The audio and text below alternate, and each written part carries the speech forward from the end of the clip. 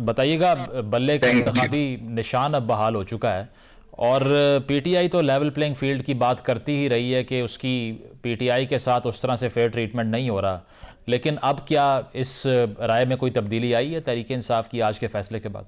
ये इसके बहुत से मल्टीपल फैसेट्स हैं जनाब। ये एक मसला था, एक बहुत बड़ा मसला था हमारे लिए, और हम बहुत मशहूर हैं पेशावर हाईकोर्ट के और उन जजेस के जिन्होंने कि हमारा ये लेजिटिमेट राइट जो है ये हमें ग्रांट किया है, और अब इंशाल्लाह हम अगले इलेक्शन में बल्ले के निशान की बेसिस के ऊपर जाएंगे। अभी इस सिलसिले में एक मरहला और रहता है, वो सुप्रीम कोर्ट का मरहला है। अब ये देखना होगा कि election commission of Pakistan supreme court को तक ये मामला लेके जाती है या नहीं। हमें इस चीज की ऑलमोस्ट कभी इम्कान है कि वो इसको सुप्रीम कोर्ट में ले जाके फिर रिवर्स करवाने की कोशिश करेंगे, और फिर ये जो जस्टिस का बोझ है, इंसाफ का जो बोझ है, ये सुप्रीम कोर्ट के जजेस के कंधों के ऊपर होगा, और हमें उम्मीद है कि वो इससे नबुरद आजमा होने में कामयाब होंगे और इंसाफ के तकाजों के मुताबिक, कानून के तकाजों के मुताबिक फैसला करेंगे।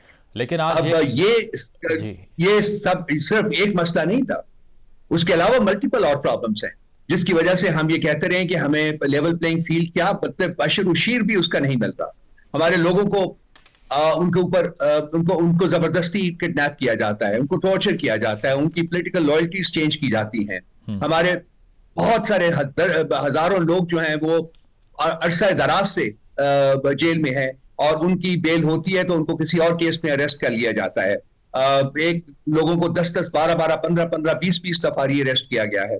इसके अलावा आपने देखा कि नॉमिनेशन पेपर्स की सबमिशन के ऊपर किस किस्म के तमाशे किए गए, नॉमिनेशन पेपर्स छीनने की कोशिश की गई, हमारे जो उन कैंडिडेट्स के जो प्रपोजर्स और सेकेंडर्स थे उनको किडनैप किया गया, और पहले मरहले में जो कि ब्यूरोक्रेसी के लोग मैनेज कर रहे थे उसमें पीटीआई की टॉप लीडरशिप की 98% लोगों को उनके नॉमिनेशन पेपर्स एक्सेप्ट नहीं किए गए। लेकिन उसके बाद कमीशन में सिर्फ 30 शिकायत आती हैं पीटीआई की तरफ से। क्या शिकायत आती है जी आपने? सॉरी, सिर्फ 30 शिकायत पीटीआई की तरफ से जाती हैं। वो हम ट्राइब्यूनल्स चले गए थे ना जी, हम ट्राइब्यूनल्स चले गए थे। ट्राइब्यूनल्स ने जो कि जुडिशरी के लोगों ने मैनेज किया है, और वहां हमें रिलीफ मिला है, हमारे ज्यादातर टॉप लीडरशिप को रिलीफ मिला है और उनके नॉमिनेशन पेपर्स एक्सेप्ट हो गए हैं। इसके अलावा और भी बड़े मसाइल हैं, भी सिर्फ एक मसला नहीं है, बहुत सारे और मसाइल हैं। हमें पॉलिटिकल एक्टिविटी जो है उस नहीं करने दी जाएगी। ये बताइए, वर्कर्स कन्वेंशंस जो हैं उनको उखाड़ दिया जाता है। सुप्रीम कोर्ट में जो आज बल्ले के निशान से मुतल्लिक पीटीआई ने अपनी दरखास्त वापस ली, तो उस पर काफ़ी हैरानगी का इजहार किया जा रहा है कि क्या पहले से एंटिसिपेट किया हुआ था पीटीआई ने कि पेशावर हाई कोर्ट आपके हक में फैसला कर देगी? नहीं, एंटिसिपेट करने की तो कोई बात ही नहीं थी जी। वो हमने विड्रॉ इसलिए की थी कि वो सुन नहीं सकते थे। सुप्रीम कोर्ट ने एक दिन पहले कहा था जी कि आप पेशावर हाई कोर्ट में गए हुए हैं और वहां से ये फैसला होगा, उसके बाद हम देखेंगे। तो हमने इसलिए वो एप्लीकेशन अपनी जो है वो विड्रॉ कर ली। पेशावर हाई कोर्ट का फैसला आ गया, हमने सुप्रीम कोर्ट में नहीं जाना। अब इलेक्शन कमीशन बॉल जो है वो इलेक्शन कमीशन की कोर्ट में है, वो जाना चाहती है तो जाए, हम अपना केस वहां भी फाइट करेंगे। नहीं, अब तो इलेक्शन कमीशन का इस्तेहकाक है, बिल्कुल। अच्छा, ये बताइए कि 2018 में जो सब कुछ हुआ, इसके ऊपर भी नून लीग भी ये बात करती है कि साकिब निसार साहब की कोर्ट थी उस टाइम और हमारे खिलाफ इम्तियाजी सलूक किया गया, और आज अगर उनको रिलीफ मिला है, जिस तरह से तायात नाअहली केस हुआ, उस पर भी उनका यही आर्ग्यूमेंट है कि पहले सिस्टम सारा पार्टिजान था, अब नहीं रहा। तो अब अगर पीटीआई के साथ ये सब कुछ हो रहा है तो इसमें भी कोई बड़ी बात नहीं होनी चाहिए। तो आपको लगता है कि वही सूरत हाल है इन तमाम तर फैसलों के बाद? क्योंकि अगर बल्ले का निशान ना मिलता फिर तो शायद और डैमेज हो जाती है आपकी इलेक्शन की कैंपेन, कि वोटर को पता ही ना होता कि किसको वोट देना है, जाके किस हल्के में किसको चूज करना है। देखिए, मीडिया में मुझे हैरानगी होती है कि जी मीडिया के लोग एक जबरदस्ती का कंपैरिजन इनेक्ट करने की कोशिश करते हैं। नून लीग कर रही है ये। वो पार्टीज के दरमियान भी होता है और वो इंडिविजुअल्स के दरमियान भी होता है। 2018 में इलेक्शंस जो थे वो बढ़ा चढ़ा कर उसमें जो धांधली है और what ever it is, management elections की जो है ना उनको बढ़ा चढ़ा कर पेश किया जाता है। पीटीआई ने किसी एस्टैब्लिशमेंट की गोद में परवरिश नहीं पाई, वहां से पैदा नहीं हुई थी। ये पीटीआई की एक स्ट्रगल है, पॉलिटिकल स्ट्रगल है, जो कि हमने पार्लियामेंट के बाहर रहकर लड़ी है, और उसके बाद उस जद्दोजहद के बाद हमें अवाम में कबूलियत हुई और हम इलेक्शंस में आए और इलेक्शन जीता। और हमें तो कंप्लेन ये है कि वो जो डीआरएस जो था, जो ब्रेकडाउन हुआ था, उसमें हमारी सीटें जो है वो कम की गई इस वजह से कि हम कहीं एक स्ट्रॉन्ग गवर्नमेंट ना बना दें, और फिर ये है कि जी हम कुछ लोगों की कंट्रोल में नहीं रहेंगे। तो ये एक आप इसको मैं डिमांड करता हूं, आपके प्रोग्राम में डिमांड करता हूं कि जी 2018 के इलेक्शंस की एक इंडिपेंडेंट इन्वेस्टिगेशन कराई जाए और देखा जाए कि किस पार्टी को क्या बेनिफिट मिला था और क्या नहीं मिला था।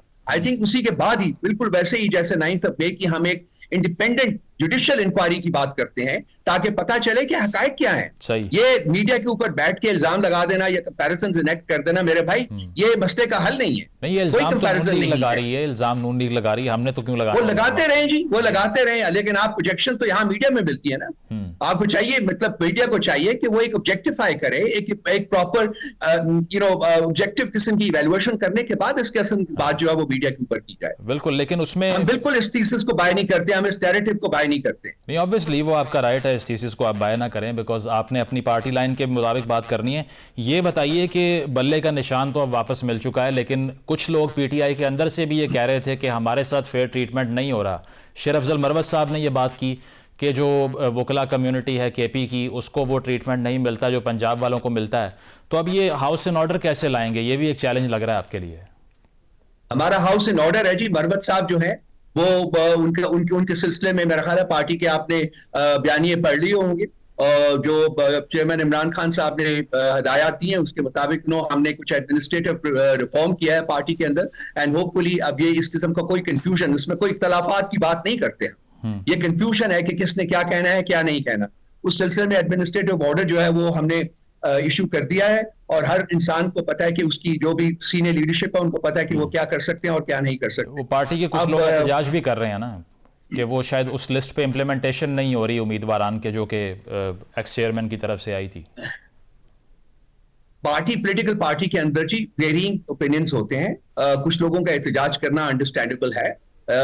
जब टिकट की अभी एलोकेशन जो है वो हुई नहीं है, फाइनलाइज नहीं हुई, अभी अनाउंस नहीं हुई। जब अनाउंस होगी उसके बाद देखा जाएगा। प्रेमेच्योर तरीके से एहतजाज करना जो होता है वो उसमें प्री मेडिटेटेड कोई ऑब्जेक्टिव्स होते हैं और उनको हम स्ट्रांगली क्रिटिसाइज करते हैं। लेकिन अगर कोई जेन्युइन रिजर्वेशन होंगी, अगर जेन्युइन किसी के साथ नाइंसाफी हुई है, तो उसका पार्टी के अंदर रेमेडी करने का पूरा एक मैकेनिज्म मौजूद है, उसके मुताबिक उसका अजाला किया जाएगा। लेकिन एहतजाज करने से पहले अनाउंसमेंट तो होने देना, पार्टी टिकट्स जो है उसकी अनाउंसमेंट तो होने देना, उसके बाद एहतजाज की कोई जस्टिफिकेशन बनती है, उससे पहले कोई जस्टिफिकेशन नहीं बनती। तो सबसे ज्यादा कागजात भी आपके जमा हुए हैं, तो अब अनाउंसमेंट कब होगी? क्योंकि सिर्फ तकरीबन 1 महीने का वक्त भी अब बाकी नहीं रहा। आइंदा 2-3 दिनों में अनाउंसमेंट हो जाएगी। अच्छा, और मैनिफेस्टो भी होपफुली इस वीक के एंड तक नहीं आता तो अगले वीक के शुरू में आ जाएगा। तो मैनिफेस्टो में क्या जो है वो आपके इंपॉर्टेंट स्ट्रेसेस किस चीज़ पर होंगे? आवाम भी जानना चाहती है। अगर आप क्लेम करते हैं कि वोटर बेस बहुत बड़ी है, तो वो एक्सपेक्ट कर रहे होंगे कि आप बताएं कि अगले इलेक्शन के लिए प्लान ऑफ एक्शन क्या है। वो मेरा ख्याल है कि इलेक्शन मैनिफेस्टो का इंतजार कर लें तो वो ज्यादा मुनासिब होगा। It's a very comprehensive document. उसका हम एक एग्जीक्यूटिव समरी भी शाया कर रहे हैं। उसमें हर जो फैसेट ऑफ लाइफ है, हर उसको हमने कवर किया है, और उसमें हमने जो अपनी थिंकिंग है, अपना विजन जो है उसको डिस्क्राइब किया है। मेरा ख्याल है मुनासिब ज्यादा ये होगा कि हम 3-4 दिन और इंतजार कर ले। मैनिफेस्टो जो है वो पब्लिक डोमेन में आ जाएगा, उसके बाद उसके ऊपर बात की जा सकती। अच्छा, मतलब उससे पहले कोई डिस्कशन नहीं हुई कि इस बार अगर 50 लाख घरों की बात करनी है, नौकरियों की करनी है? अभी तक कोई डिस्कशन नहीं है इस हवाले से। डिस्कशन तो जी पिछले 2 महीने से हो रही है, बल्कि उससे भी ज्यादा अरसे से हो रही है। एक फील्ड को, तो मैं वो डिस्कशन जो है उसको मैं पब्लिक डोमेन में नहीं ला सकता। उसके बेसिस के ऊपर तो हमने एक डॉक्यूमेंट तैयार किया है। वो डॉक्यूमेंट जब आएगा तो उसके बाद उसके ऊपर बात कर लीजिएगा। नहीं रऊफ साहब, आप क्या इसको भी सीक्रेट समझते हैं कि आवाम को ना बताया जाए कि उनके लिए आपने क्या करना है? इज दैट अ सरप्राइज और समथिंग? ये सीक्रेट या ओपन की बात नहीं है भाई, ये काम करने का तरीका है जी। और काम करने का मतलब एसओपी आप कह रहे हैं ये होना चाहिए कि जब 15-20 दिन रह जाएं उससे पहले ना अनाउंस किया जाए, क्योंकि आइडियल पीटीआई का क्लेम यही था ना कि 2 पार्टी सिस्टम से डिफरेंट काम करेंगे। तो मॉडर्न डेमोक्रेसीज में तो काफी पहले से प्लान ऑफ एक्शन वाजे कर दिया जाता है। देखिए, इसमें कोई सेट रूल नहीं होता जी कि 2 महीने पहले या 2 साल पहले आपने करना है। हर पार्टी की अपनी एक ऑपरेशनल मैकेनिज्म होता है, उसके मुताबिक वो काम करती है। पीटीआई का अपना एक ऑपरेशनल मैकेनिज्म है।